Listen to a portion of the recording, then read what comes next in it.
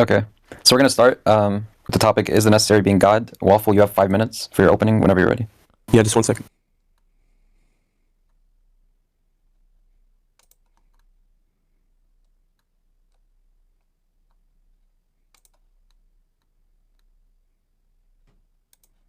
Okay.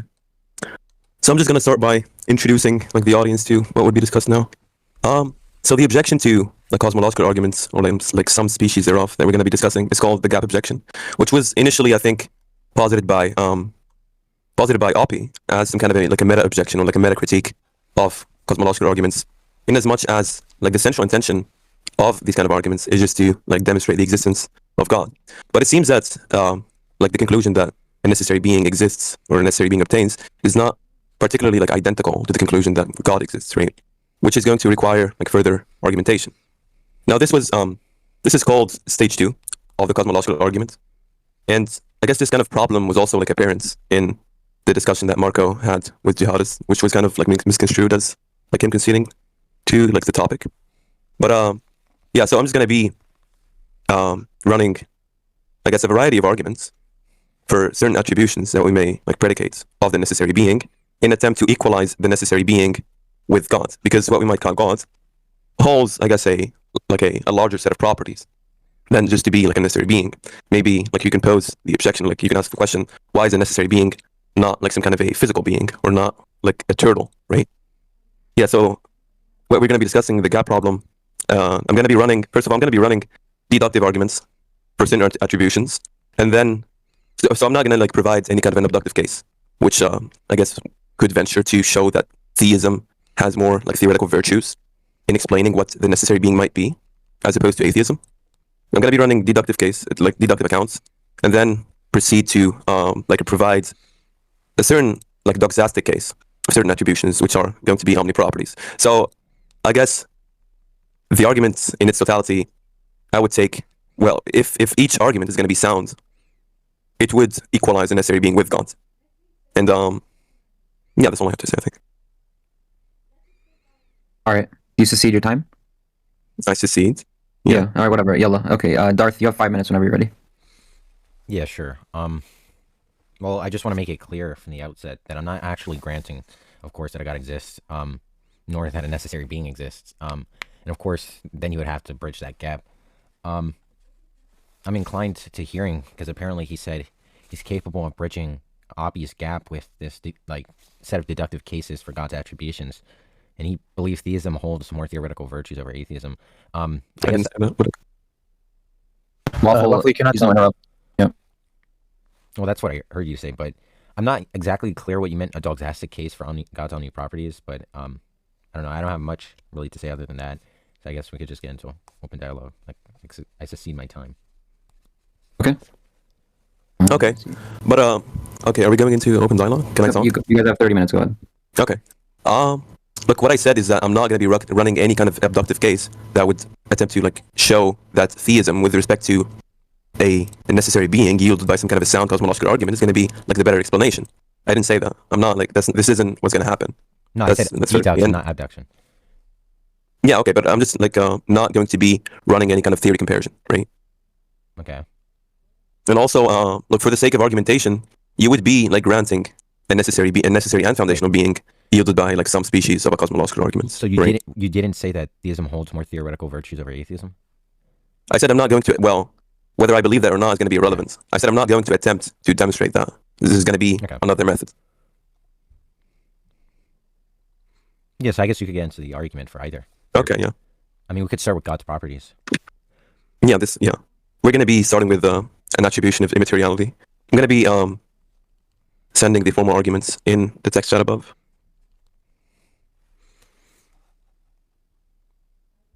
Yeah, so this is going to be the first argument for an attribution of immateriality of the necessary being. So what premise would you find yourself motivated in rejecting? What would be the reason for rejecting that? Wait, which chat are you posting it in? It's just above stage. It's Waffle versus North. Okay.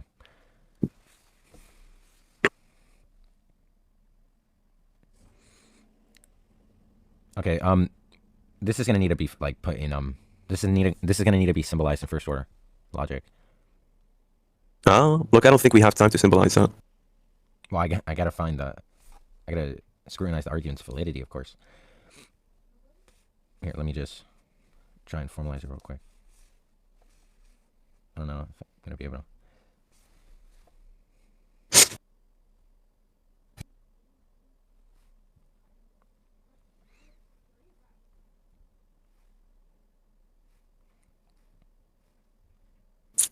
Is this going to be okay? Is putting the argument in symbolic notation going to be necessary? Yeah. Okay. Yeah, this argument's highly confusing. I don't understand how premise 2 would be formalized. Premise 3 is materiality implies instantiating finite properties to degree. Uh-huh. I don't know what that means, but I don't understand how that's going to be formalized either. Okay. Look, premise 3 is just interested in saying that for every finite attribute A, where A consists of possessing a certain degree to the degree U, and any concrete object that has A, there is a degree such that it is possible for X to have D to a larger or lesser degree, right? So it's going to be contingently true that whatever attribution you predicate of an object, that this attribution obtains, right? Particularly if it's going to be like an obtainment of a certain like quantitative or qualitative measurements, I guess. Would you find yourself like disagreeing with that? I think you're going to need to repeat that, but just looking intuitively, this argument doesn't seem to be valid. It's not clear what rules of inference, the syntax of the argument doesn't seem to be valid. And I'm not exactly clear how to formalize this to even properly establish that. But look, this argument is just like a Rasmussenian type of arguments.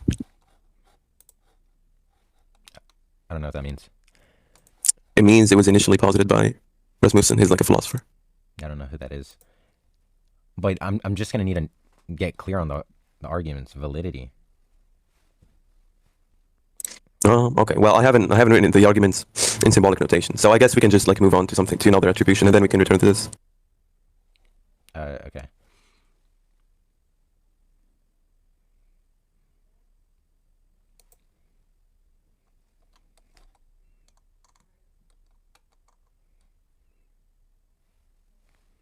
Okay, just 1 second.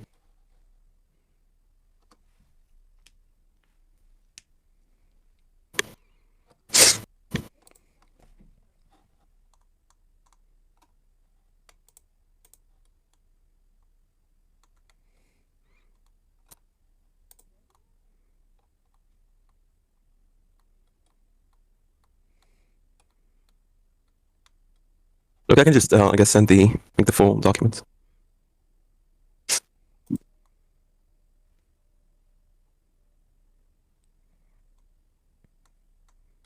Okay, but we should discuss eternality.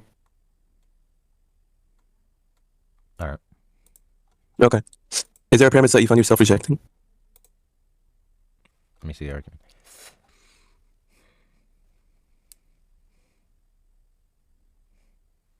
Look, the argument is just in the above text chat. Yeah, I see it. For anyone wondering.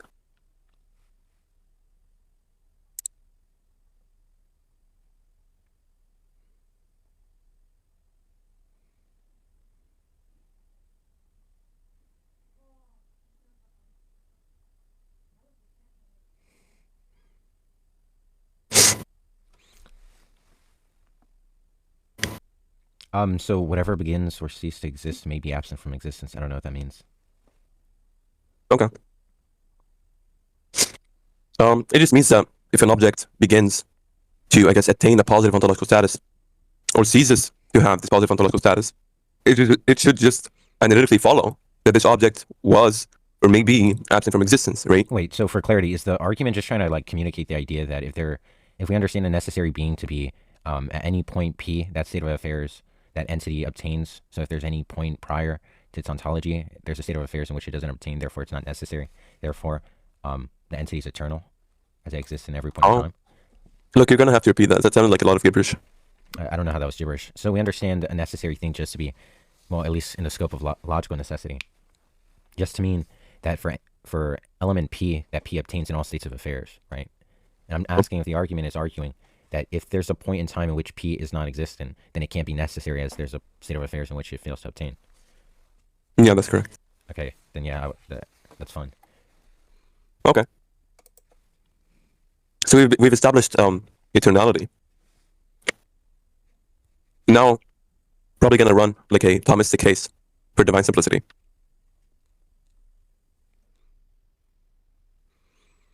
Is there a premise that you reject?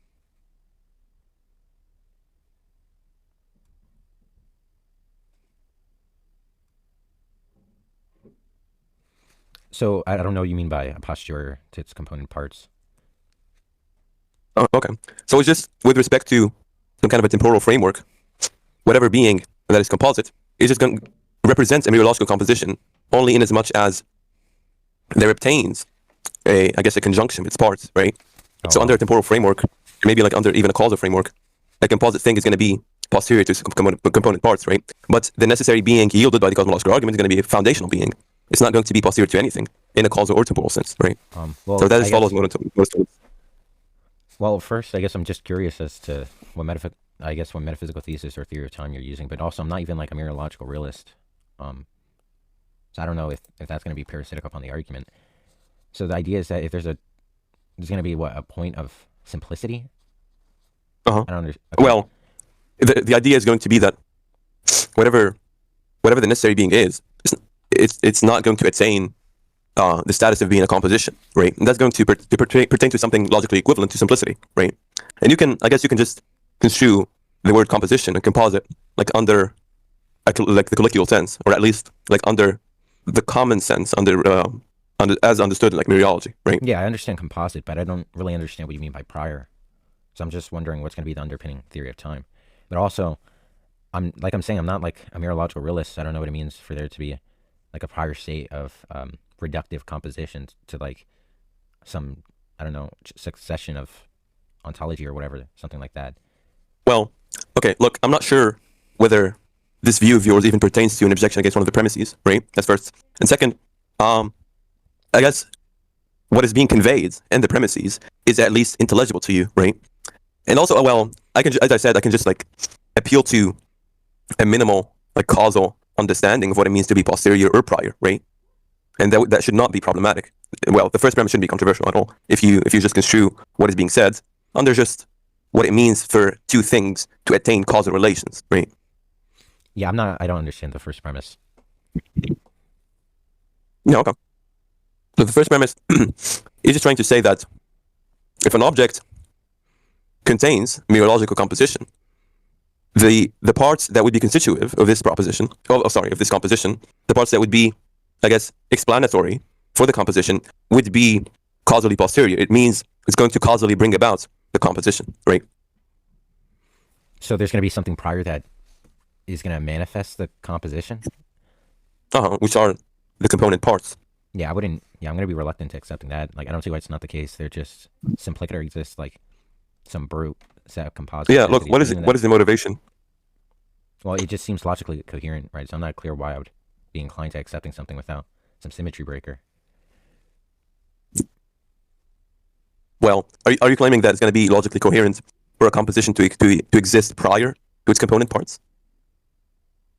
What do you mean? I'm just saying, what if a thing exists? Look, you said the reverse of what is being said in the hypothetical conditional, the first premise, is logically coherent. That's what you said, correct?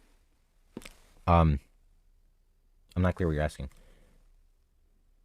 Look, you said something was called logically coherent, right? Yeah. Okay, and what was that? That there being a brute state of like composite entities. Like there's an entity that's composite, not explained by something else. Or look, I'm not okay. Reduced. Look, okay. The term explanation is going to be like parasitical when it's being said. No, but you're saying that causally parts must exist prior to. Like there's going to be constituent parts that constitute the entity, and those constituents must exist prior to constitute that entity, right? I'm just saying, what if the entity exists composite, independent of some explanon, right? And that's a brute fact. Look, this isn't okay. Look, when I invoke the term causal explanation, I wasn't intending to specify that the relation attained between the component parts and the composition would just be merely explanatory, right? It could be taken into account in analyzing mereological composition, right? But what I'm saying is that it doesn't seem to be coherent. That's what an explanation is. Come again? What'd you say? You said that it's not going to be entirely explanatory. No, I said it may be taken as like an element when analyzing the nature of a mereological composition, that its component parts serve as some kind of an explanatory framework right, for the existence of the composition. But what the conditional is trying to say is just that it's going to contravene our intuitions about mereology, that a composition exists before, or like even independent of its component parts, right? Even when analyzing the term being invoked, it seems that composition analytically entails an existence of its parts, right?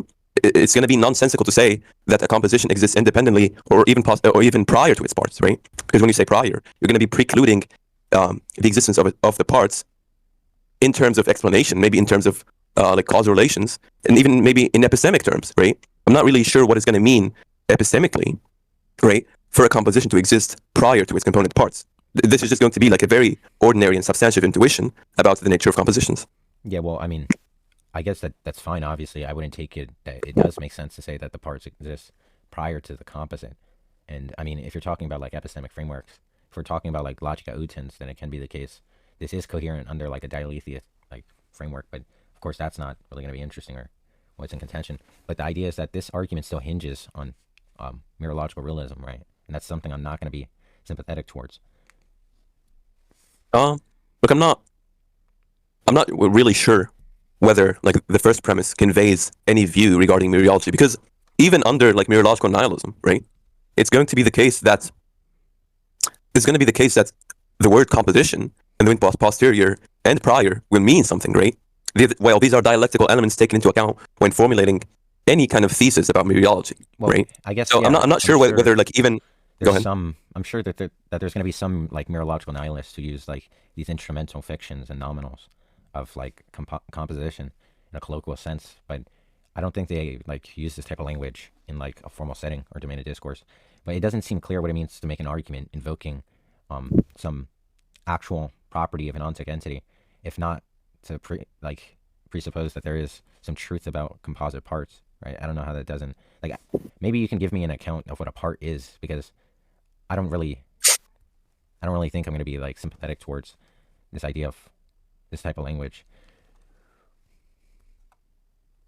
Like, Okay, are you asking me to provide like a clarification of what a part is? Yeah.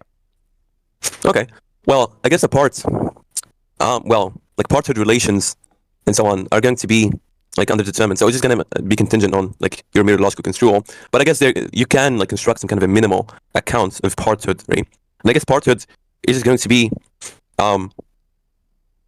the case when some set of objects that are numerically distinct from another object constitute the existence of that object under like some kind of a set relation, if that, well, analogously, right?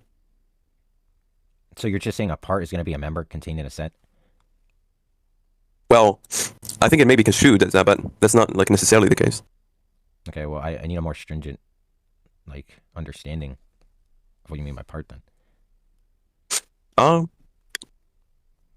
guess when you say part, like a universal definition cannot be provided, because it's going to be contingent on what like category of objects you're saying possess the parts, right? So when I say like a physical object, so you're just saying it's Go meaningful under like a contextualist account? Maybe.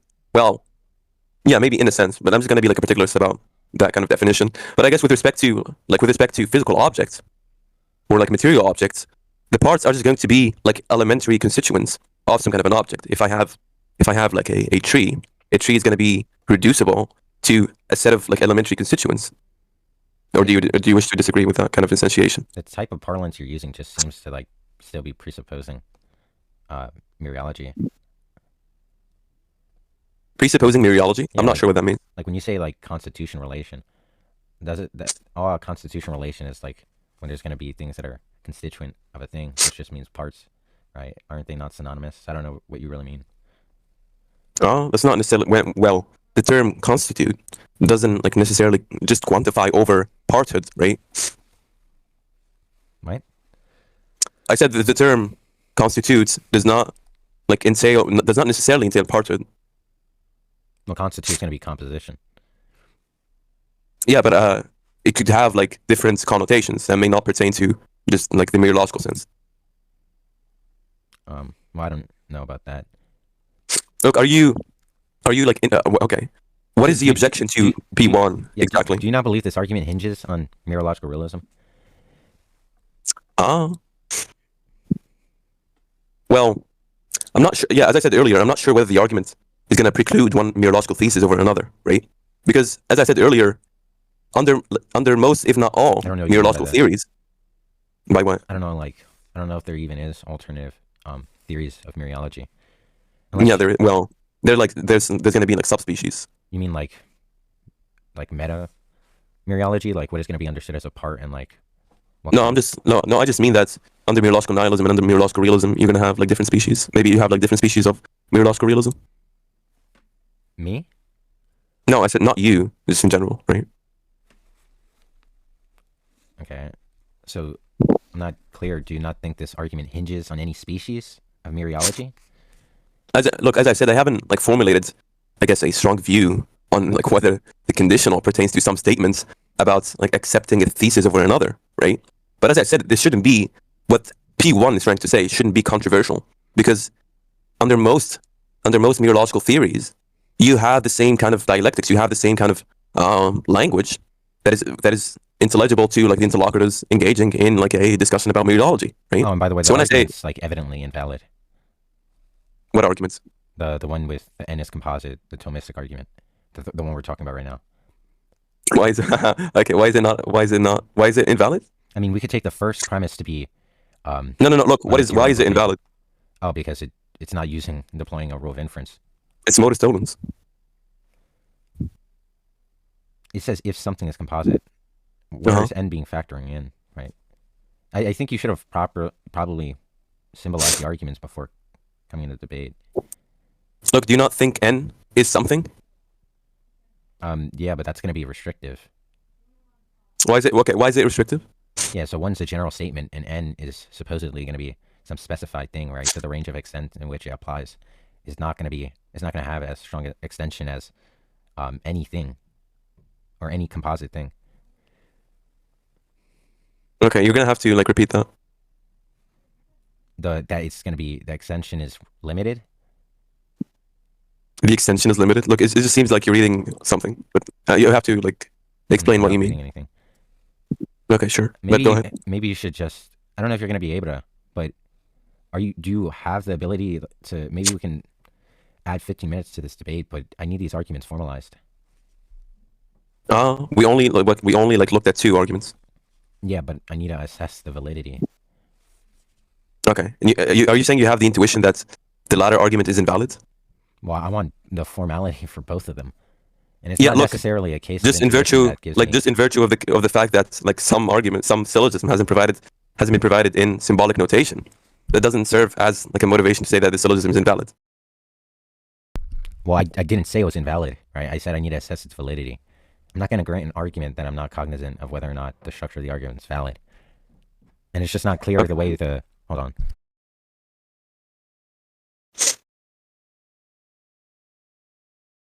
Pause timing. Look, Joester. Yes, sir. Do you think the latter argument is invalid? Do you not think that's modus tollens? No, that's definitely inferred. Okay. Okay.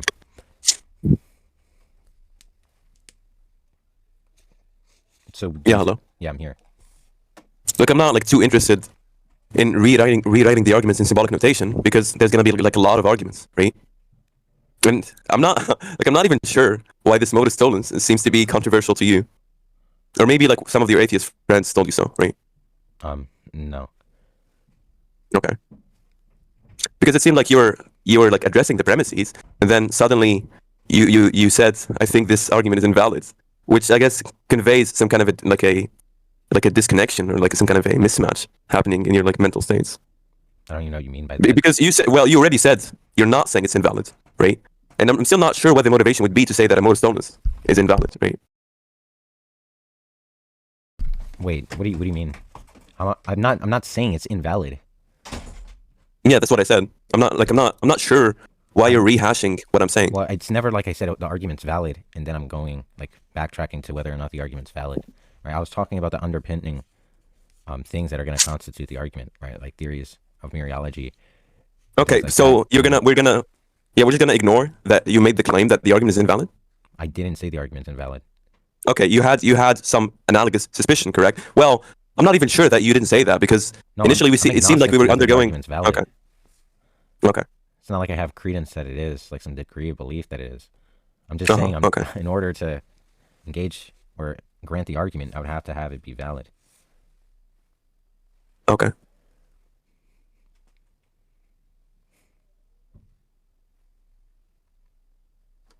Like I'm not like even sure why you need further simplification of like a modus tollens. It just says for all things, if that thing is composite, it's going to be posterior to its component parts. That's premise 1. Premise 2, something we call n is not posterior to anything, therefore n is composite. Well, okay, I'm not sure why it says God there. That was, I mean, that was an obvious issue. Yeah, that was maybe just like a typing issue. Yeah, so premise 2 is just going to say something we call n is not posterior to anything, therefore n is not composite, right? So what premise do you reject? I'm not. And please don't just rehash what you said regarding the first premise. That was already like answered, right? Well, listen, dealing with the rejection of arguments is when we go into the soundness, right? Initially, I was just talking about whether the argument is committing to a notion of like mere logical realism, right? And that wasn't necessarily tied to just the first premise, right? That can be exhausted to both premises, and that was just going to be a form of like a pora critiquing. But I'm just trying to get clear whether the argument's valid in the first place. Okay, but there doesn't seem to be like a proper motivation for you even think for why you even think it's invalid. Well, maybe initially like one of your friends messaged you. You keep like having this idea that I'm motivated towards it being invalid, which I'm not. Yeah, the open dialogue time is up now, so we're gonna do 5 minutes of cross exam. Are we able to just double the time?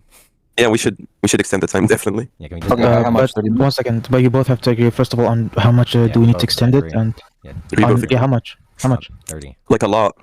The extension to 30 more minutes. Yeah, like that was nothing. Yeah, that Okay. Okay, go ahead. Okay, Chef, add 30 more minutes. Alright, go. Okay. Yeah, so I don't know why you're like I'm not adjudicating that it is the case that it's invalid, right? Yeah, look, I'm aware. You said that you're agnostic on whether the argument is invalid or invalid, right? But when you see a modus, okay, look, it doesn't even matter like debating the validity of the arguments. Maybe we should just like move on to something else. What does that mean? It's kind of worrisome that you're like super pressed over assessing the validity of the argument, which I think that would. I'm not. Look, why would I be pressed? Okay, why would I be pressed into questioning the validity of the modus tollens? I don't know. It seems like you're trying to smokescreen the validity of the argument. Like, why do we have to continue to endeavor into whether the argument is valid? It's just gonna be, what was it, modus tollens you said? And that's right. I'm just trying to get clear if that is. Okay, but well, I guess I have to ask you, like, how should I proceed from what you said?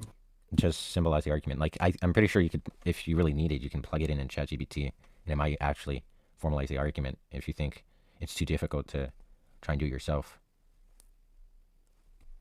Okay, let me see. Like, you could literally copy and paste the argument and say, symbolize the argument in, like, predicate calculus, and it should be able to do so. Okay.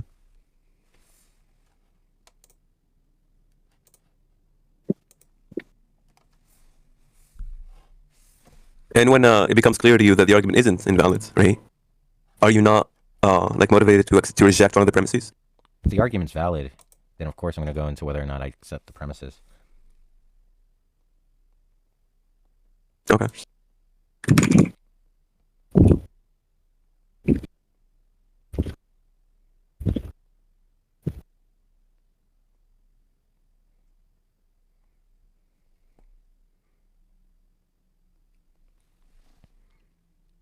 Here, I guess it's just valid if you just word it differently, right? If n is composite, then it's prior to its component parts, or just its composites.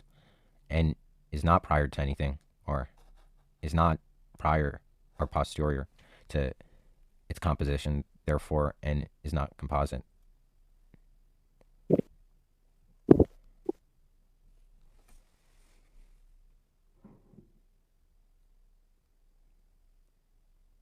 Okay, yeah. Look, I did what you asked me to do, and the AI is just saying you're wrong, right?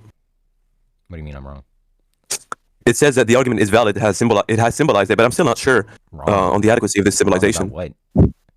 It's not. Okay, maybe. It never asserted it's invalid for which. Yeah. Okay. Sure. You were wrong in your agnosticism, sir. I don't even know what that means. Okay.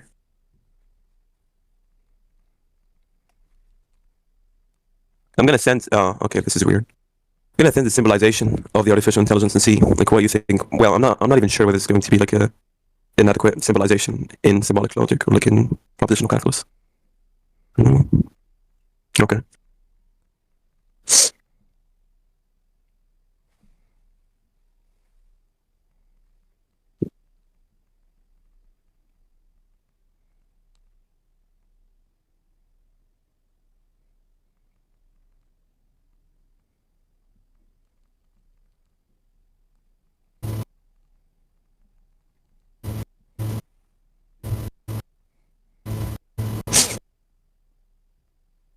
Okay, do you still hold to like that agnostic view or not? No, Hello? I mean, I reread it. What? I wrote it out myself. You could have just written it like this. Look, I'm not. Yeah. Look, I'm aware of. Yeah. Look, what you're doing here doesn't seem to be adequate to me because I was wanting to make a universal statement about mereology, but now you're making this like kind of particularized because maybe you could posit the objection to P1 then you could and say that. substitute n for something. What? Yeah, you could just substitute n for something. Yeah, why would you say that? Like, that just shows that the argument is valid, right? You said that you want a universal, right? So if something is composite, then it's prior or posterior to its prior, right? And what's P2? Something is not posterior to its composite. Yeah, but look, this should be identified with n. This isn't just like a general statement. So then, okay, I'm gonna need to look at the what you sent.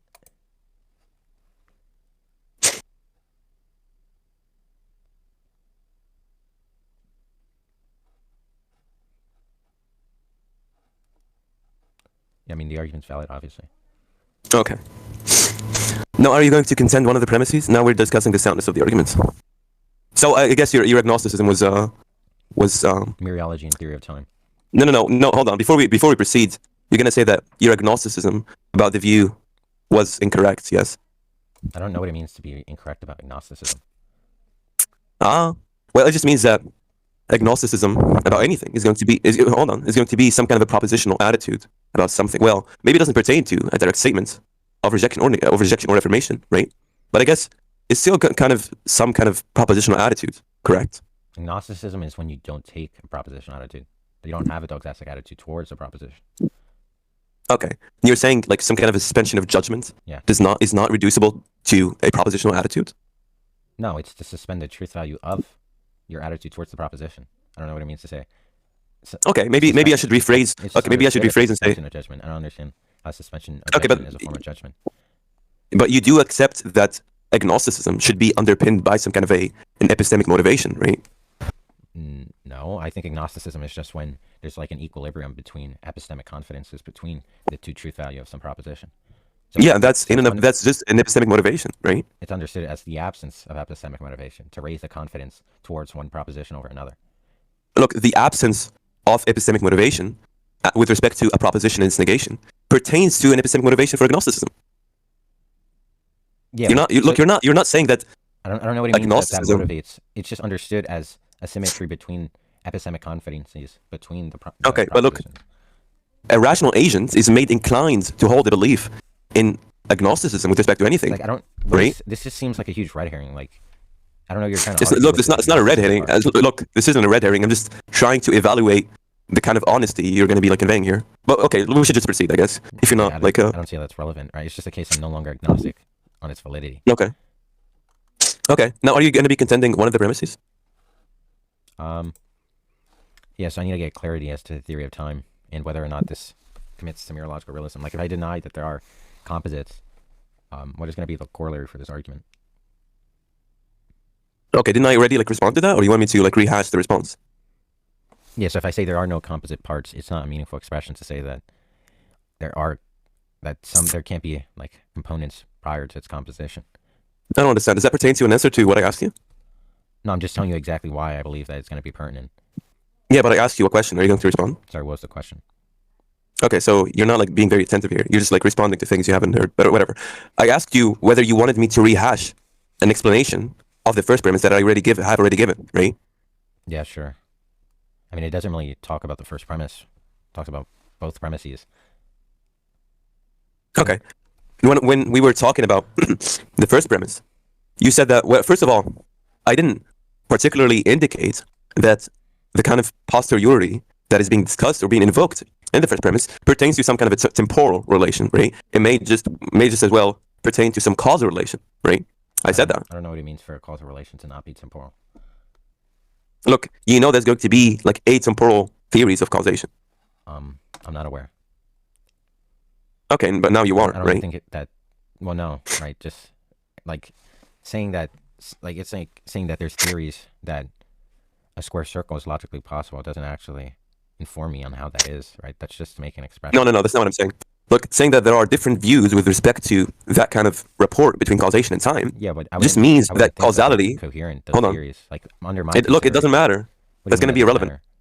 It doesn't matter because what I'm intending to say is just that the word causality or the term invoked is underdetermined because there's going to be like a variety of theories that discuss the relation of causation to time.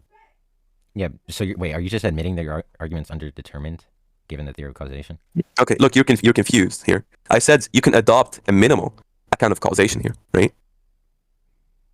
And a minimal account of causation just means an account that quantifies over most theories, right? I could just, well, maybe if you want like to go into a discussion about like atemporal causation, I can just grant that atemporal causation is false, right?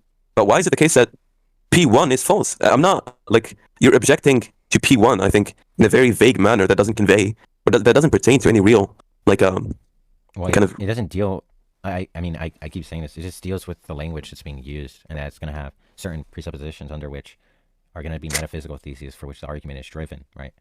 And that doesn't deal with a specific premise, it deals with the entire argument. Look, are you stating that under certain metaphysical positions, it is not the case that a composition is posterior to its component parts? Is that what you're saying? No, I'm asking what's going to be... Listen, you're saying that there can be an understanding of there being prior, which is not a temporal understanding, which is a causal understanding, and that there are theories of causation that are deprived of temporal language, and I just don't understand what that means. So I'm going to need... Because the way I understand causation, that's going to be like logically impossible given analyticity. So I'm just wondering if you have an account for such a view, unless you're not interested. Okay, look, I already explained. Yeah. Yeah, I already explained that I don't hold to atemporal causation. I was just stating it as a possible view because it seemed that initially you were denying that like causality could be disassociated from time. So I just gave you like a possible view that obtains, right? As like some kind of example. But look, now what's going to be substantial is whether you think, with respect to mereological nihilism, that the idea that the composition is posterior to its component parts is just going to be false. Well, I still need to understand what it means by prior, right? What's the theory? Because you're saying it's not a theory of time, it's a theory. Or now, no, you said it's not, that you're not even like arguing this causation view where time is inept. So I'm not clear what it means because it seems straightforwardly like the term prior and stuff like that, or posteriori, or just means. Okay, so you're not, obviously you're not going to be denying that the term prior or posterior under ordinary discourse means something, right? Yeah, I mean, it most likely would. And what do you think these terms mean in ordinary language? Those are going to be like temporal language. Yeah, but what does it mean? Like to say that some object is prior or posterior to another? Well, it just means, I guess it just means that it exists before the other object if it's going to be prior, right? Synonymous. I thought you were going to ask me for like the metaphysical account. No, I was just asking you what this kind of language would mean like under ordinary discourse, right? Because I think the minimal kind of datum that is provided in ordinary discourse is going to be sufficient to understand what is being said in the first premise. Okay, so what I'm saying is that in simpler language, what I'm saying is that it's fine if you adopt like an ordinary colloquial sense of what it means to be posterior. Now, I would still think that P1 works. You can just understand what it means to be posterior in a temporal sense, right? Yeah, well, I don't understand what it means to say that outside of a temporal sense. I didn't say outside. Okay, so it is. Yeah, so what's the theory of time? Oh, are you asking me whether I like adhere to B theory or A theory? Yeah, sure. Or something other like C or D theory, which those are not well informed in, but those are possible theories. Look, I don't think even my view wouldn't matter much. I think it's probably your view that matters. What theory of time do you hold to? I mean, the argument uses temporal language. So I want to know what's the temporal understanding of the language it invokes. And you're saying, oh, well, it just look, I'm aware language as you understand it. So if look, I'm aware of the kind of like thing you're saying. You're saying maybe like under certain theories of time, the word posterior is just going to be like not very intelligible, right? So I'm asking you, what theory of time do you adhere to, so I can like assess what like the value of this objection is? Well, I don't understand how that's pertinent to your burden of actually conveying what is going to be the theory that it uses. But yeah, okay. Look, if you're obviously, just asking personally, I'm like, I mean, I'm not all that interested in going into it in depth, but I would just say I'm agnostic to the theory of time. yeah, well, like I would hold a similar view, like an agnostic view. Well, if I But I say, guess if my argument hinges on whether an entity, like some set of entities, have some ordered procession, and I ask whether what's going to be the actual theory in which this like term procession is used, in which it can be understood, and you're saying that you're agnostic yourself as to the theory of time, then it's look, just I'm going to be agnostic with respect to the theories, right? opaque now. But look, I'm going to be agnostic with respect to the theories, but I would still find the ordinary usage of the term posterior to be completely intelligible on the ordinary discourse. Maybe it is even the case that ordinary language, ordinary intuitions about the world, like are going to be conducive to A theory as opposed to B theory, right? So if you're listen, when you say like it's going to be intelligible under like colloquial, just like a colloquial domain, all that means is that there's going to be some unspoken, some sense to what is being said. Well, there's just going to be an unspoken standard understanding of when we use this language, which I would just take as the A theory of time. Like, yeah, that's what I said. Yeah, so is that what you're trying to illustrate, articulate? That's just using A theory? In a sense. Well, it's going to be like a different account. You kind of were like a bit verbose for all that. You could have just said it's committing to A theory. Because I don't want to make it seem that I'm committing myself to A theory. What I'm saying is that ordinary discourse about these kind of terms, these kind of concepts, is most likely supportive of A theory, right? I don't even understand what that means. That kind of seems dishonest. Are you saying that you're intentionally trying to keep the underpinning theory as enigmatic? Like no, that's not what I'm saying. No. Look, so I just told you that it's going to be fine. I just told you that's going to be fine for you to interpret P1 under A theory. It's completely fine. Okay, well this is gonna be a stage 2 argument for the first, which is like an argument for the A theory of time. No, that's not necessarily the case. No. I don't know what you mean. It's not necessarily the case. Look, a contingency argument, which is a species of cosmological arguments, does not require A theory. So, but you just said the argument you're using when it invokes this language, it's using this language in reference to A theory, right? So this argument's underpinned by the A theory of time. Look, this is a stage 2. Okay, what you said was completely different, right? You said, but this is a stage 2 of a cosmological argument, right? Which is supposed to be an argument that is most, for instance, the kalam, right? The kalam is most likely, this is most likely like supported by A theory, right? So in a sense, maybe stage 2 of my arguments is like supposes that, but I'm saying that's not necessarily the case because the contingency argument doesn't even deal with the notions of time. It doesn't require A theory over B theory. Yeah, well, there's not going to be a necessary one, right? But that doesn't mean that the argument, as one deploys, is not going to be equipped with a specific underlying theory of time when you use temporal language, right? That's of course going to be the case. It's not going to be the case that the argument simplicator is going to have some parasite of some theory of time for which the argument goes through, right? It's possible maybe you use a kalam and say a B theory of time, but that's just going to depend on the interlocutor and how they reason with the argument. And it's the case that you already expressed that, or espoused the idea that you're using the A theory of time. So I'm just wondering, what's the argument for the A theory of time? Like, how do you diffuse alternate theories? Well, look, I'm not even sure whether this should turn about something about like a discussion about theories of time, because it seems like we're going to be wasting time and not like go over the like the other kind of attempts at attributions. Well, I don't think we're going to be able to extinguish this entire thing in one sitting. Right, and I think that's fine because, I mean, I didn't really care to debate here, and I'm not really debating here for a show either. Right? I just came here to debate you. So if it's the case that we're unable, which presumably we're not going to be able to finish this like whole thing or resolve it in this sitting, yeah, I'm gladly fine with continuing over multiple days. I mean, okay, look, that's fine. We can do that. But do you wanna look at other attributions? Yeah, I mean, if you just want to, I guess for the sake of the audience, we can just go over the scope of the argument. Okay. Let me see. Okay. Maybe I should just get into like the part I think is most interesting, right? Sure. Which is going to be what I call the doxastic account. But before that, let's try to do this. Hold on, 1 second. When you say the doxastic account, you just mean like belief account? Belief? Well, I just mean that with respect to omni properties, right? My view is going to be that it is going to be reasonable for rational agents to hold the belief that God has omni properties. That's just my view. Okay. Yeah, I mean, I would have stuff to talk about on that. Okay, sure. Yeah, we can talk about this now. So this is going to be an invocation of phenomenal conservatism, right? Let me just do this. Oh, well, yeah, something. Yeah, I mean, I 100%. I mean, I'm more inclined to accepting mereological realism than I am phenomenological conservatism. Yeah, look, that's fine. I'm very interested in going into a discussion about PC. Sure. Okay, let me see.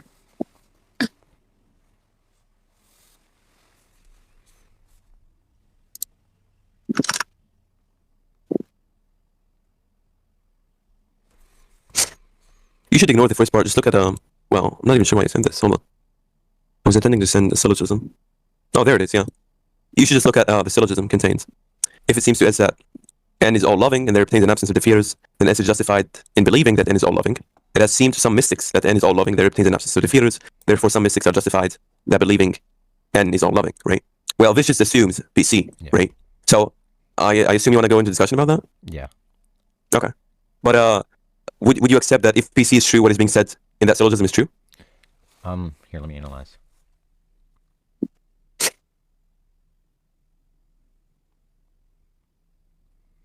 I mean, I don't know. I think there would still have to be motivation for what exactly is counted as intuitive, right? Like it seems obviously the case that one agent can say something's intuitive for them and an alternate say the antithesis.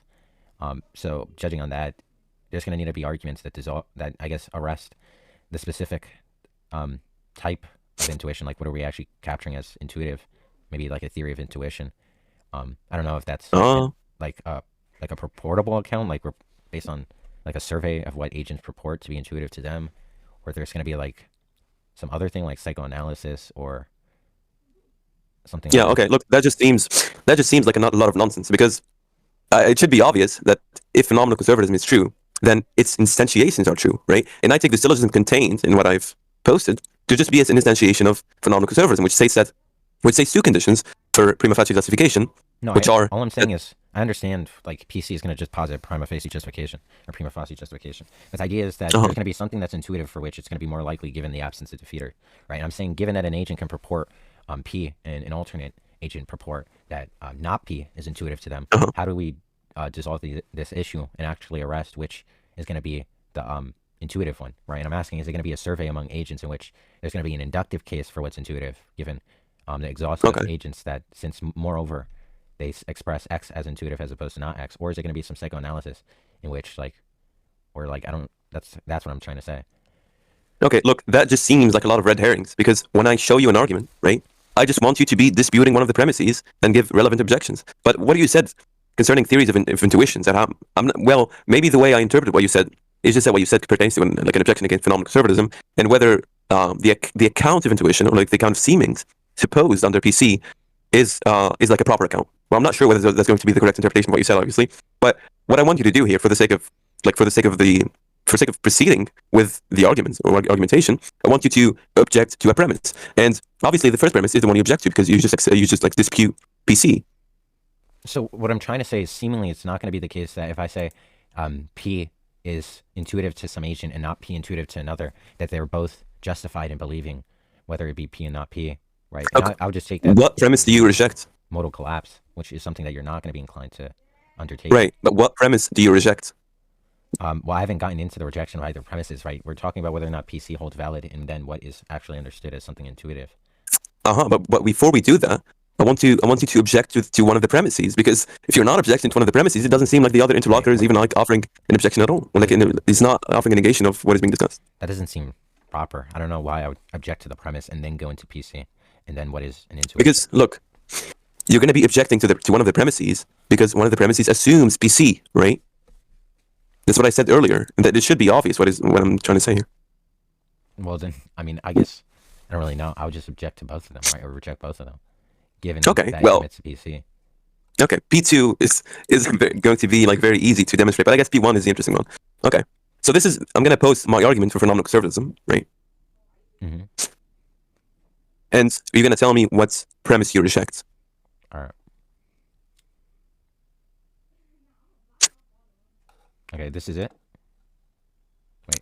Yeah, that's it. You should tell me what premise you reject, and then we can like delve into further discussions.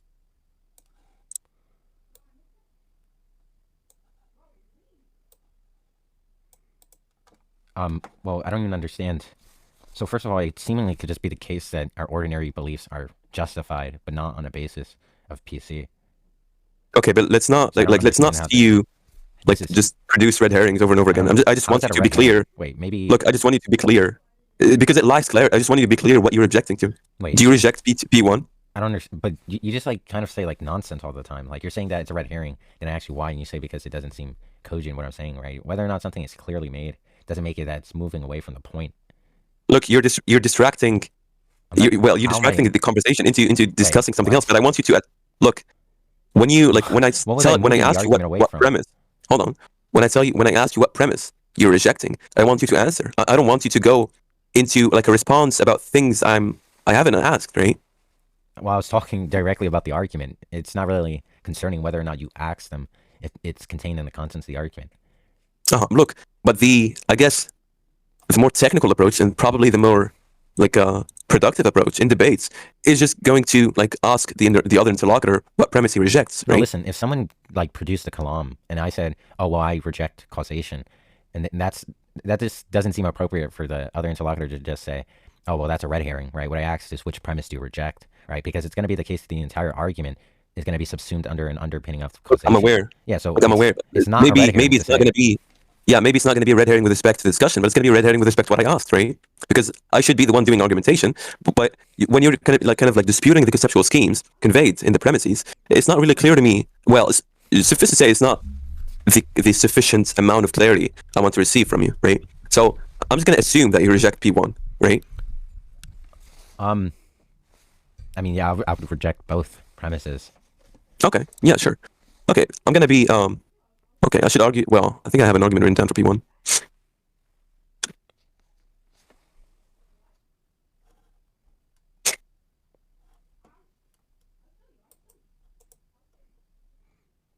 Okay, what premise of the argument do you reject?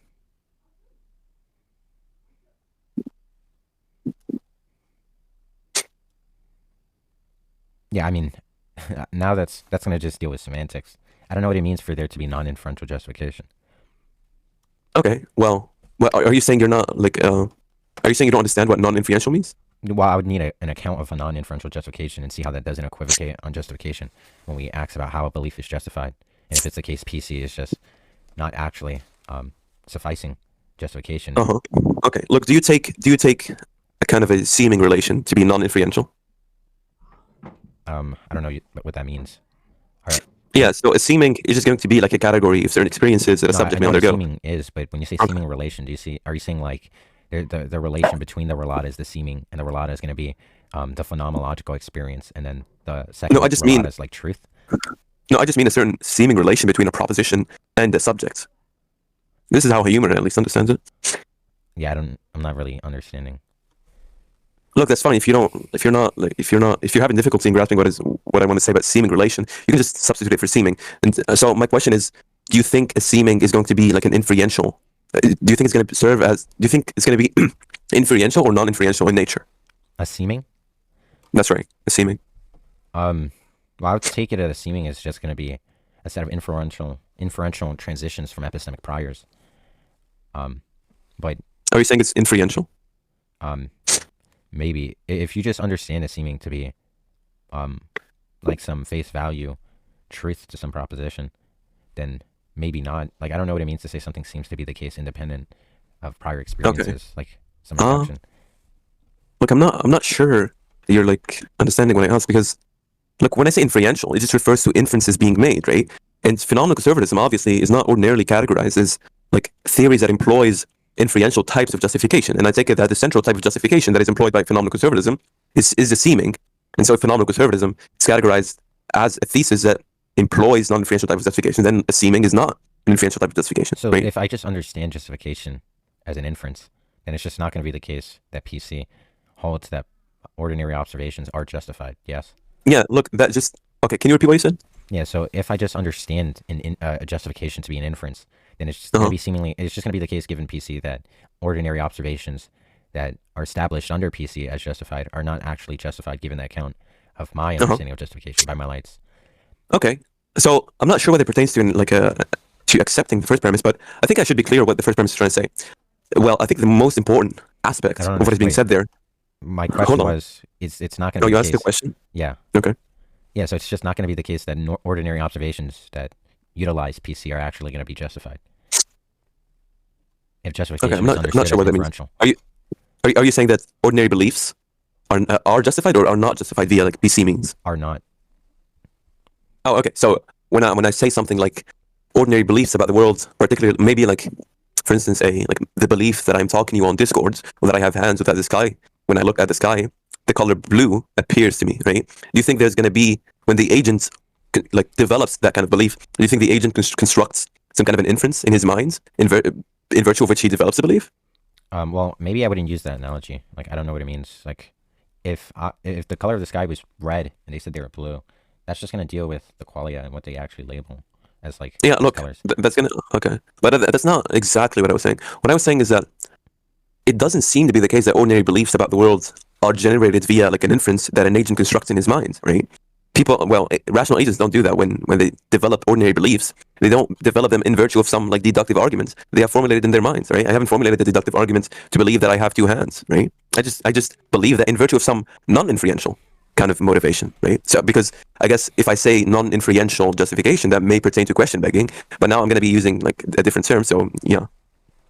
I'm not really clear what you're asking, but if the idea is that, well, yeah, I mean, PC is not going to generate that there's going to be, like, inferences, right? That's just going to be understood by what PC is. So I'm not... No, but I asked you something different, though. I asked you whether you thought ordinary beliefs about the world are generated via inferential motivations. I wouldn't think so. Okay, that's fine. So the first premise of the second syllogism is true. If ordinary beliefs of the world are not justified by non-inferential means, almost none of our ordinary beliefs would be justified. I mean... Well, I wouldn't take it that... Well, I'm not inclined to saying that it's the case that all ordinary beliefs don't have inferences for them. Yeah, look, that's fine, but P2 doesn't say that. P2 says most of our ordinary beliefs are, well, yeah, I wouldn't know. It says most of our ordinary beliefs are justified, right? And I thought earlier you were accepting the idea that ordinary beliefs about the world are going to be motivated via, like, non-inferential conditions, right? Well, I guess, like, maybe a belief that you hold with respect to philosophy, maybe, yeah, that probably isn't, like, an ordinary belief, because it should be clear what I mean when I say ordinary beliefs. So you're not particularly now motivated to reject the first premise, correct? It seems that you're contending the second premise now. I mean, I think, wait, phenomenal conservatism is false. Ordinary beliefs about the world are not justified by none. Yeah, I mean, I accept P1. Okay. Do you reject P2? Or P2 rather?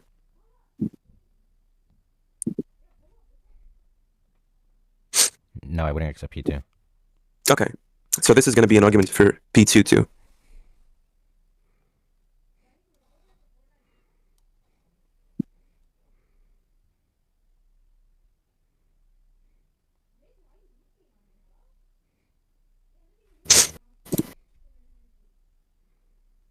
Okay, well, I accept P1 and I reject P2.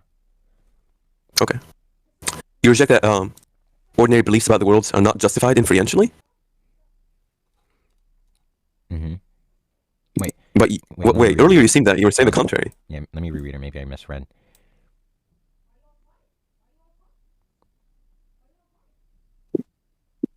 Yeah, I mean, I don't know what it means to be... I would take it that ordinary beliefs must be justified inferentially. Oh, okay, so, I'm not sure what this is going to amount to, like a rejection of P2. Well, you said you don't take it that ordinary beliefs... Wait, you take it that ordinary beliefs should be justified inferentially? Mm-hmm. Yeah, but that's not what P2 says. Ordinary beliefs about the world are not justified inferentially. Hence, so, yeah, earlier you like accepted that. Yeah, so it says ordinary beliefs about the world are not justified inferentially. I'm rejecting that. Yeah, but I'm saying earlier you I guess accepted an idea similar, because when I ask you whether you think ordinary beliefs, like, emerge in virtue of some inference that an agent constructs, you said no, you don't think that, which is, like, obviously the case, right? Oh, well, I wouldn't be clear if the belief has an inference or not. Some agents might have the inference for their ordinary beliefs and others not. Oh, that's fine, but I guess an inductive account may be made for like how ordinary beliefs function and how they emerge. It just seems to be, like, very obvious that most rational beings are not, haven't generated their beliefs, that they are maybe, like, sitting on a chair or, like, talking to some other person in virtue of some inference they constructed. Like, that just seems prima facie absurd. That's just to presuppose PC. What? That doesn't presuppose PC. It's seemingly not the case that ordinary beliefs are generated by inferences. No. Look, that doesn't pertain to, like, presupposing PC, because I'm just telling you that, and I already said this before, right? I said saying that they're going to be justified there's going to be an emphasis on the word justified, right? Non-inferentially pertains to question begging. But I'm saying rational agents have the motivation for the development of their beliefs is going to be non-inferential. There are certain conditions that make them inclined to hold certain beliefs, and those conditions are simply not inferential. Well, I don't know. It might be the case that there's just going to be like mental cognitive inferences that are made passively that account for, as in like unconsciously. Yeah. Okay, I'm not sure to what extent it's going to be meaningful to say that an unconscious inference is being made. That I don't know what you mean. I just mean that it seems what it means to make an inference unconsciously. Yeah, that's correct. It's not very clear to me. Well, if we just take it that some state of affairs corresponds with like a speech act or an utterance when we express propositions, then cognitively the phenomenological state of affairs is just going to be interpreted under the cognition, and given the set of conditions, we would just like make a seeming inferentially. Okay, I'm not sure how that responds to my question. I'm asking you. Supposed to be an analysis. Yeah, well, it doesn't seem very meaningful to me, because I'm asking you what would be the meaning. Hold on, I'm asking you what would be the meaning of an inference being made in the unconscious mind.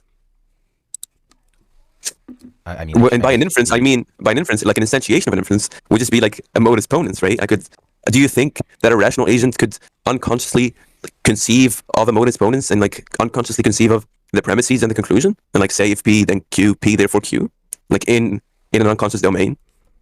All I'm saying is that the mechanism of the cognition is going to use like logic, but it's not going to be the case that we're going to be conscious of it, which means that we're not going to have mental content that corresponds with actual cognition. Yeah, what would be the motivation to say that? Because look, when you say like that an agent constructs an inference, that it seems to me that you're like indicating some intentional state. What's my motivation, right? Because once again, I'm not saying it's the case I believe all beliefs or ordinary beliefs are made inferentially, right? Right. I said it's possible that an ordinary belief is made inferential, and you said you don't see how that can be like intelligible. So I was just trying to give a possible analysis. Yeah. Okay. Look, I'm aware that you're saying it's possible. I'm still kind of confused on that. No. I mean, do you think there's contradiction? No. Look, what I want to say. Whether I think there's a contradiction in saying that? Yeah. I'm not sure. Just let me hold on. Just let me like analyze what is being said here. Argument just not fail if you're agnostic. Look, I'm not stating any kind of view. I'm saying we should proceed with discussing what you're saying, so I can formulate like an opinion about it. No, stop.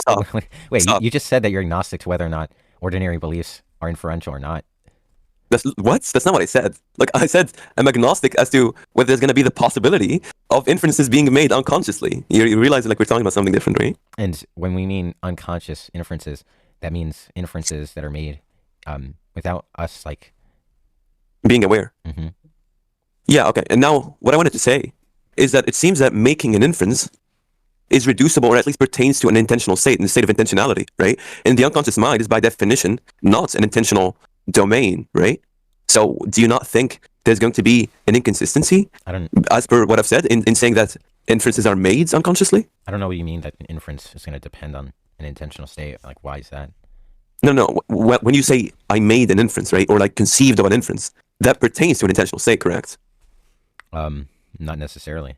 If you say I'm making an inference, that's going to be seemingly that's going to be the awareness of you making that inference. Or yeah, and then awareness is characterized by intentionality, right? Or I can say I'm making inference and unaware, right? And what I mean by I'm just making inference is the fact that there's going to be like I said, unaware inferences that are necessary to constitute actions, right? Or like dogmatic attitudes. Yeah. Okay. Look, and I'm still like trying to understand what does that even mean? Because as I said, making an inference or conceiving of an inference pertains to an intentional state, and the unconscious mind is not an intentional. It does not hold intentional states. Inferences and like intentionality isn't going to be a property of what defines an inference. So I don't know. Look, it's going to be a property. Yeah. It's going to be a property of being aware that you're making an inference. I don't see how that is, right? Like an inference isn't defined with a property of like some essential awareness or like intentionality behind it. Look, I'm aware, but as I said, if you want to say that you're making an inference or you're conceiving of an inference, that seems to be prima facie like reducible to an intentional state. Or do you not think so? Because obviously, like the word conception and conceiving, those verbs are contained under like the category of intentional states. Yeah, but I'm saying there can be an unconceived inference that's being made unaware. Yeah, but I'm telling you, what would be the motivation to like state that? Is that like just in virtue of some logical possibility? Yeah. Yeah, but now when I was saying earlier, right? I told you that for me, the semantics of making an inference, or the semantics of I guess conceiving of an inference, entails intentionality. So it's going to be inconsistent. But that's talking about the conceivability of an inference. Uh-huh. Like, it can be the case unconscious entities go through inferential transitions. Like if you just understand consciousness as self-awareness of that agent, then if we talk about like a bacteria, it may be the case they go through like an inference in which like they gather, let's say this bacteria consumes specific things. And okay, and do you think we can understand that as an inference? Okay, maybe, but I would take an inference to be like instantiated in like formal rules of inference. But I guess when you state that kind of possibility, right? Are you saying that ordinary beliefs are possibly like motivated by that? Is there going to be like a psychoanalytic kind of like a psychoanalytic motivation to say that? Because it seems that what you're saying, well, I guess psychoanalysis could just like determine what you're saying is true or not, right? Like an analysis of the unconscious mind, maybe what the unconscious mind inclines the conscious mind to believe in certain propositions in virtue of like some inferences that the unconscious mind has formulated. But I guess like even asserting that is going to be very, well, obviously, right? It's going to be very controversial. It's going to be very controversial because first it requires a highly complex psychoanalytic account of what is being, like what we're doing, and probably that psychoanalytic account is going to also require like a neurological analysis of what is happening, right? Well, the issue is usually and secondly, it's probably also going to be controversial because the transmission of those kind of things between the unconscious mind and the conscious mind, and whether like the unconscious mind making inferences inclines the conscious mind to hold a belief in certain propositions, that's not going to be like very intelligible as a transmission, because even under psychoanalysis, you don't have, those kind of transmissions aren't very clear. They mostly just deal with kind of like instinctual datum. Well, listen, but as opposed to like rational. I don't know if psychoanalysis can properly capture this, because psychoanalysis usually deals with some phenomenology or some phenomena that some state of affairs in which some agent is in and what stimulates their behavior. And it's not going to be the case when we speak in respect to a philosophical notion like logic and inferences. If there's going to be a way to like reconcile like psychophilosophical understandings of this type of analysis. Look, I'm probably not going to be contending that you're saying it's going to be logically possible for whatever like process to obtain, like that kind of process to obtain, right? It seems obvious that it's going to be logically possible, but just a mere logical possibility with respect to that, I don't think pertains to like a rejection of P2 guys, for the lattice syllogism. It's overtime, by the way. Okay, should we move to closing remarks? Are you both good with that? Okay. Yeah, that's fine. Sure. Darth can go. I've been talking for a lot of time. Wait, don't we do or I guess we're not doing cross-examination. No, the cross-examination now begins. After that, then it's going to be the closing statements. Are we doing cross-examination now? Yeah. Oh, okay. And is cross-examination just like investigating the other interlocutor's view? Is that what it is? Yeah, as we clarified in the group chat. Okay. You can go, Darth. Okay, is it like 5 minutes? 5 minutes each, yeah. Okay, so I guess I just want to know clearly what's your account justification, like when you express this belief is justified, or what's the justification for that belief? What would justification or justified mean? Or is that going to be like contextual? Yeah, I would just say, like simply, I'm going to be a phenomenal conservatist. I think phenomenal conservatism pertains to a proper account of justification because of certain motivations, right? But I guess what I mean by justification is going to be that what I mean by justification, or like for a belief to be justified, or for a subject to justifiably hold to belief, is just what humor would articulate, right? What humor articulates that notion as like that belief being more likely to be true, or like at least, or maybe. Well, I don't understand how seeming breaks symmetry. That's not what I'm saying necessarily. I'm just stating possible views, right, that are contained under phenomenal conservatism, right? And also there's going to be the account that that to hold justification, maybe like a rational agent is justified in holding the belief in some proposition if he conforms by certain like epistemic norms, right? And I guess the term epistemic norms is probably going to be underdetermined by like whatever kind of theory of justification you're adhering to. But I guess the mechanisms conducive to justification under phenomenal conservatism would just be like a seeming relation, or like a seeming, right? Which is a category of like other kind of species of experiences, mental experiences, species like introspective awareness, like perceptual experiences, intuitive rational insights into like the veracity or falsity of propositions, and so on. And I joined with the condition that the rational agent, when he holds that belief, he isn't confronted with any defeater for the belief. Well, I don't. It seems like you just like gave multiple ways of understanding justification, and it doesn't seem clearly that. So let's say I guess that's fine. I'll just go to my next question.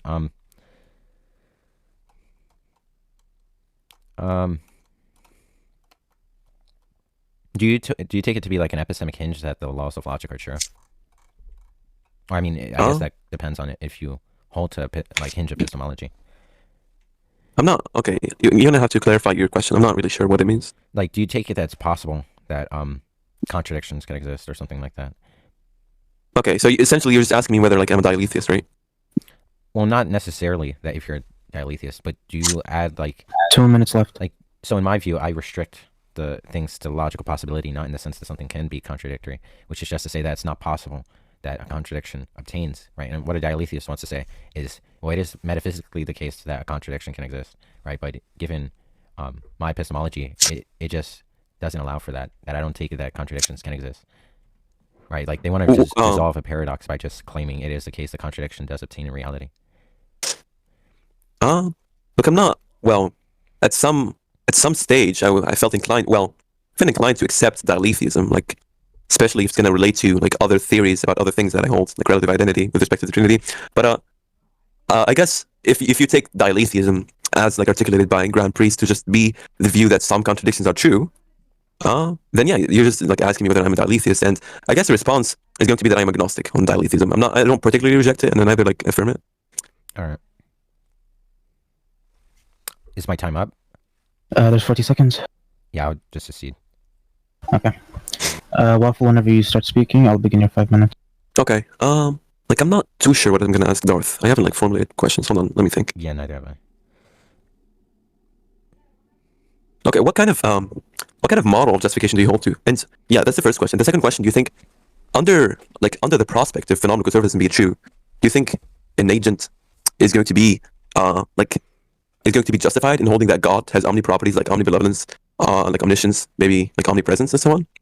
Of course, if the conditions are fulfilled under like BC itself, right? And the first question is what kind of what model of justification you hold to? Well, I would just take my model of justification just to mean that an agent has an inference for some belief, right? And that they're justified in believing something in virtue of a sound inference. But as for phenomenological conservatism, well, I'm not aware if maybe there's like degrees of causation, like in the sense that Sarah Bernstein would believe that there's degrees of causation.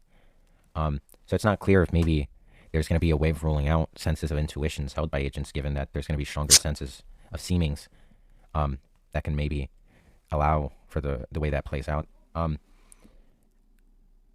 I guess simpliciter, I mean, maybe it's just not going to be the case. It can be seeming given conceptual analysis to the consideration of omni properties. But if you're just talking simpliciter, I guess that might be. Okay.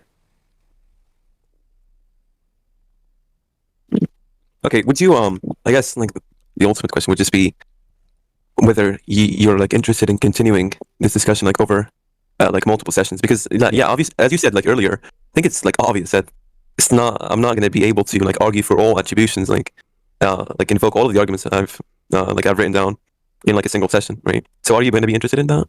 Yeah. Okay, that's interesting, okay. But maybe just Tat have him.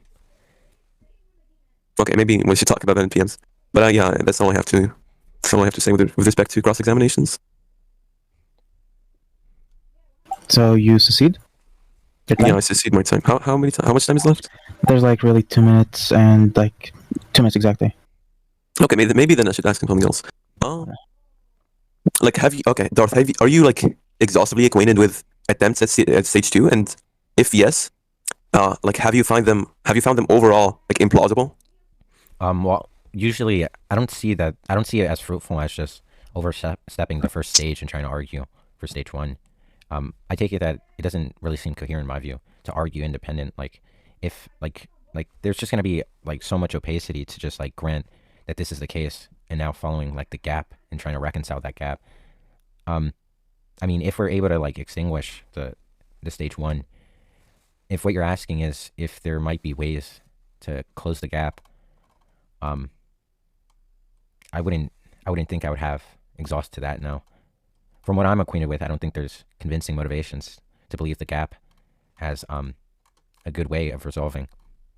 Have you seen the Rasmussenian type arguments, or even Alexander Pruss's attempts at the gap problem?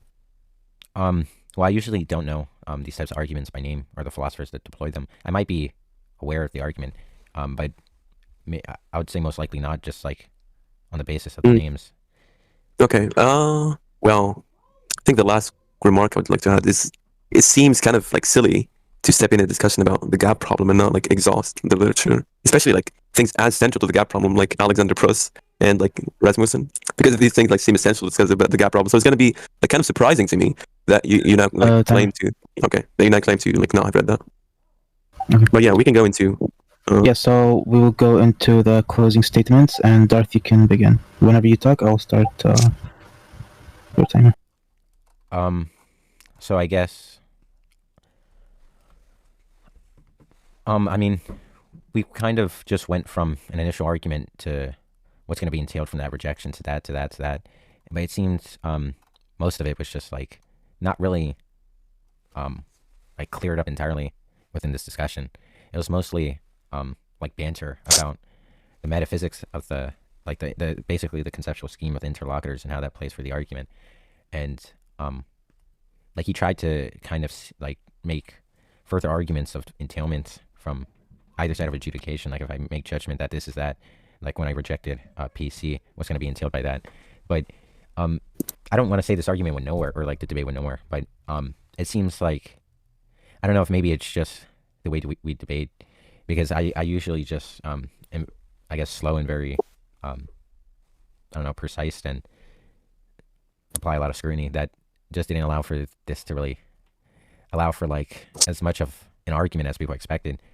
But given well, I mean, I guess just that just plays for the next debate when we have, if so. There's going to be a lot more concerns of PC and the arguments they laid out, and maybe allow for me to read more up on this, if that's to be here or somewhere else. Yeah, I guess that's the I succeed my time. Can I just... No, Darth, do you succeed the time? Yeah. He said yeah. Okay. Okay, so whenever you talk, Waffle, I'll start your timing. Okay, I guess the last couple of comments I want to make. I guess it's gonna be kind of unjust to say that this discussion didn't really provide, or didn't really proceed in a productive manner, because I think, well, at least I saw Darth at least conceding to the, well, maybe not conceding, but accepting that the necessary and foundational being is going to be an eternal being, right? And he had some problems, I guess, with the validity of the arguments, which was later shown to be valid, and the argument that was questioned to be as invalid was later shown to be valid, and he accepted that.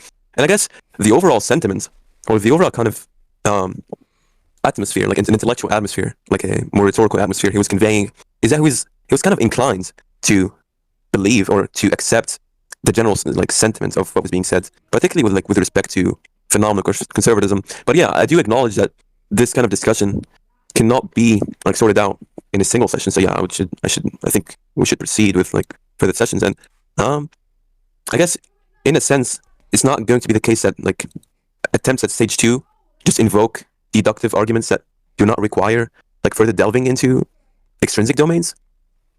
So yeah, I guess the motivation to say that would be true with respect to what he said. And yeah, I think that's all I have to say. Well, I guess it was the discussion overall. I take to be at least fruitful in a sense, because as I said, yeah, I seem to be rather inclined, kind of disposed to think that this is at least a plausible attempt, right? Yeah, that's all I have to say. I succeed my time. Okay, that's beautiful. So we can end the debate now, or are you guys willing to host a quick Q&A? I think a Q&A would be good, yeah. What do you think, Darth? You both have to agree, otherwise it's just gonna end. I mean, I'm fine for a short one. Yeah. Okay. Yeah, let's try to not to should be short too. Yeah. 7, so 8 guys, minutes. I don't want it that long. Yeah. So guys, if you're gonna text the question, then make sure to mention whose the question is towards, or you can just lift your hands up and we can bring you. So there's a hand already, man of God. Let me bring him.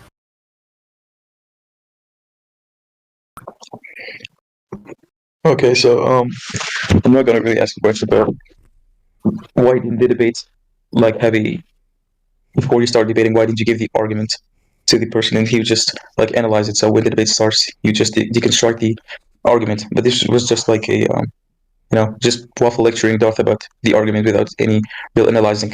So this was like just a Is not there a a debate question but for any not a of them? lecture. I mean, I What? would say that's a mischaracterization. It's like the entirety of the argument was like metaphysical analysis of the premises. Like later when I went into PC, it was less like initially it was more like whether the arguments were valid, but then it just moved to like theories like time and stuff like that. Okay, so I guess that doesn't pertain to like a directed question. Yeah, that wasn't Yeah, a question. that was. Present state who you're asking and then ask the question. Yeah, I want to say to Darth, like you say it was like validity of the argument, but honestly, we all like for most of us, it sounded like you don't have the philosophical foundation to understand the arguments. It was just a waste of time of Waffle trying to I teach don't you know that. what philosophical foundation like even means, but I don't know how that pertains to validity. If you're asking, I'm not. If what you're saying is that I'm not well acquainted in like prop or like first order calculus or logic to assess the validity of the argument, it was just weird the way the argument was actually parlanced to whether or not it was valid. I don't know what that means by the philosophical foundations. Like, it wasn't like he was educating me on PC. Like, I'm not aware of phenomena. Like, I don't know what you mean. I was being lectured.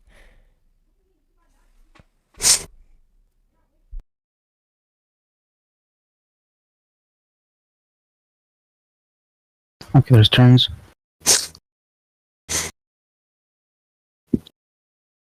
Hey, can you hear me? Yeah. Is my mic working fine? Perfect. Yeah. Okay, so, hey, Waffle, I was just wondering, like, what was the motivation for PC? The motivation for like he my posted it. holding to BC? Yeah. Well, I already- thought that you were making some empirical claim that that's what most people mean whenever they invoke the word, like, justify, right? Not well, not particularly. That doesn't seem to be like the only motivation I like undertook to hold to PC. Well, if you were like attentive with the discussion, it should have been clear that a large part of the discussion was just me explaining what the motivation for phenomenal conservatism would be and sending deductive arguments for that kind of construct motivation. So Q asking that question kind of tells me something about like your kind of attention span, or maybe like the adequacy of your understanding, like these kind of things.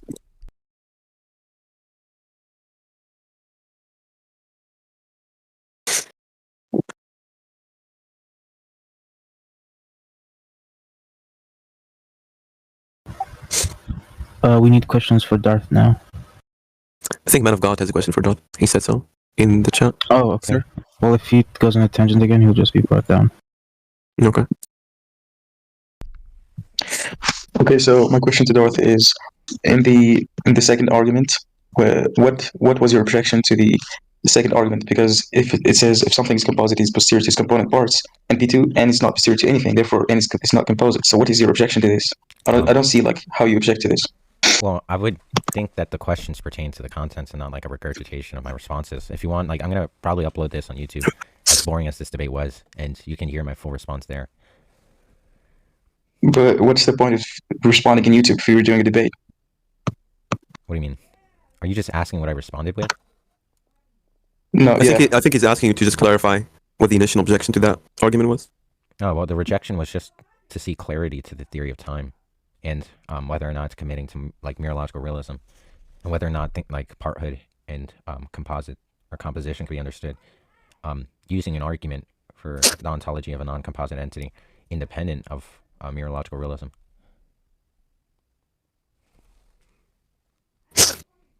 Yeah, bro's tripping. Sorry? Yeah, I'm done. Okay. We have a question from Oazy. Can you hear me? Yeah. Yeah, so Darth, basically, pertaining to the contingency argument, and at least the one formulated by Ibn Sina, has nothing to do with the theory of time. It essentially just says if every contingent is put in a set, this set is going to be determinedly caused. That's what Waffle was trying to ask. So what was the question what he deployed wasn't a contingency argument. contingent set? Yeah, the Phenom argument would have, or the cosmological argument would have come after. I'm not even clear what you're asking, right? He didn't make a contingency argument. Look, can I clarify what he means? What I interpret? Yeah, go on. Because it was your formulation of the contingency argument. Look, I think Wazy is just referring to the instance where you said an argument of stage 2 probably like supposes an A theory of time if it's going to be stage 2, right? Because it's going to like build up on a cosmological argument, like for instance, the Kalam cosmological arguments, like a famous cosmological argument, right? And that kind of argument most likely like supposes A theory. So now, when my objection to that, my response to that, A theory. It wasn't like a supposition. no, hold on. I think you're confused what Wazy is particularly asking you.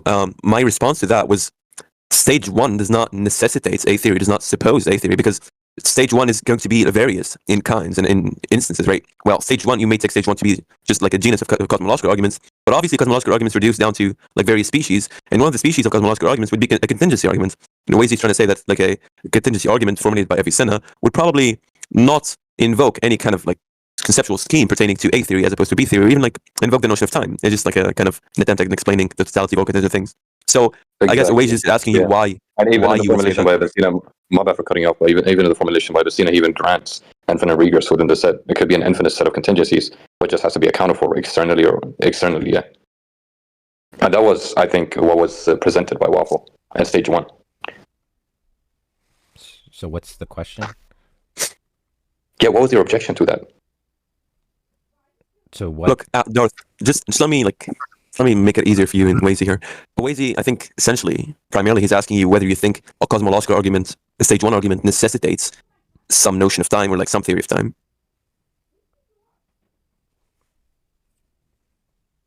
Hello? No, I don't think there's going to be like a necessary theory of time. Maybe I don't know. No, I mean, do you think a cosmological argument presupposes like a particular theory of time in order for the argument to work, right? Well, yeah. I mean, if you're talking about just a family of cosmological arguments, that's not really going to be clear. Maybe a certain one, like the way a specific argument or cosmological arguments formulated, would be dependent on a theory of time. Okay, yeah. So you acknowledge that. If you're asking about this specific theory, like I said, I was agnostic and I was trying to get clarity as to what theory of time he's using when he deploys this argument. Yeah, look, you acknowledge that, but initially it seemed like you were making the positive claim that cosmological arguments presuppose A theory, right? I think that's what Wazy is trying to get at. Yeah. If I believe it presupposes A theory? No, I'm saying you made the positive. Well, I'm not saying this, right? I'm just conveying what Wazy is trying to say. But I'm saying it seems at some point in the debate you said that a cosmological argument supposes or cosmological argument. The cosmological ones was in the stage 2 of what you're trying to present. Yes, stage 2, like a stage 1 argument. You made the positive claim that a stage 1 argument presupposes some theory of time, right? Or do you deny making that kind of claim? Well, yeah, when you use temporal language, yeah, of course it's going to presuppose. No. Look, I mean, like the genus of cosmological arguments, is that genus going to suppose, like in some notion of time? No, I just said I was agnostic to that. Oh, okay. I guess we should proceed with the next question. This will be probably the last question. Corix, come up. Yeah, I had a question for Waffle. Okay. Yeah, what is phenomenal conservatism, and how are you arguing that? Yeah. Okay. Yeah, phenomenal conservatism. So in epistemology, there are going to be various attempts to, I guess, provide a theory or theoretize about what justification is, right? And what it means for a belief to be justified under like a particular set of epistemic norms. And phenomenal conservatism is going to be like a theory posited by initially Michael Huemer that kind of attempts to provide that kind of account, right? And particularly the account is going to be that an individual, a rational individual, is going to be justified in believing in some kind of proposition if that proposition seems to be the case for him, right? What it means for a proposition to seem to be the case would be instantiated, for instance, in like an intuition about that kind of proposition, like an intuitive rational insight about that proposition, which adjoined with the condition that this agent, this rational being, isn't met with any kind of defeater for that kind of seeming, right? And under phenomenal conservatism, which is like just a model of justification, these adjoined conditions, if fulfilled, they entail a justified belief. Of course, the belief in question, right? That's just what phenomenal conservatism is. And I was trying to give arguments for, I was trying to demonstrate that phenomenal conservatism is true, right? Like a true account of justification via deductive inferences. Is this an odds case? Well, I'm not sure what exactly. Okay. Okay, so this will be the end of the debate. Big thanks to Darth and Waffle for attending and debating here. For you guys, when the stage closes, you can go to public or discussion VC, the casual VCs. Also, there's a philosophical server we have. It's a new server. I'm not gonna announce it, but if you want to join it, you're interested in studying philosophy or are a philosopher, you can just DM me about it. And yeah, God bless everyone. Okay, thank you. Thank you, sir. All right. Have a nice one.